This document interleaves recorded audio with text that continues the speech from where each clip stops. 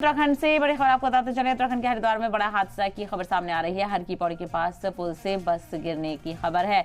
बस हादसे में 30 मुसाफिर जख्मी हुए हैं। तो वहीं यूपी रोडवेज की बस पुल से गिरने से बड़ा हादसा हुआ है। हरिद्वार से देहरादून जा रही थी ये बस और बस से कूदकर मुसाफिरों ने अपनी जान भी बचाई। तो बेहद अफसोसनाक ये वाकया पेशा है। तस्वीरें आपके सामने है किस तरह से लोग अपने आप को बचाने की कोशिश यहाँ पर करते हुए नजर आ रहे हैं। और हरिद्वार में यह हादसा पेश आया है। यूपी रोडवेज की बस थी जो कि पुल से नीचे गिर गई और ऐसे में लोगों ने अपनी जान को जोखिम में डालकर खुद को बचाने की कोशिश की।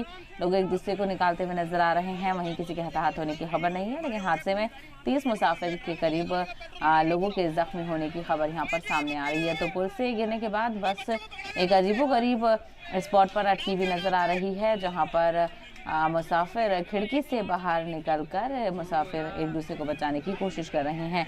तो वहीं 24 से ज़्यादा मुसाफिर बस में सवार थे जिन्होंने अपनी जान को कूद करके बचाया है। इसके अलावा 30 मुसाफिर के करीब इस हादसे में जख्मी हुए हैं। तो अजीबोगरीब यह हादसा पेश आया है। पुल से बस नीचे गिर गई और बीच में ही ये बस अटक गई और जिसके चलते मुसाफिरों को खासा परेशानी का सामना करना पड़ा। तो हर की पौड़ी के पास यह हादसा पेश आया, जहां पर बस हादसे का शिकार हो गई। पुल से गिरकर बस हादसे का शिकार हुई। देहरादून जा रही थी हरिद्वार से। यूपी रोडवेज की बस थी। बस से कूदकर मुसाफिरों ने अपनी जान बचाई। हालांकि गनीमत ये रही कि किसी के हताहत होने की खबर नहीं है, लेकिन 30 के करीब मुसाफिर जख्मी बताए जा रहे हैं, जिनको इलाज और मुआवजे के लिए अस्पताल में दाखिल कराया गया है।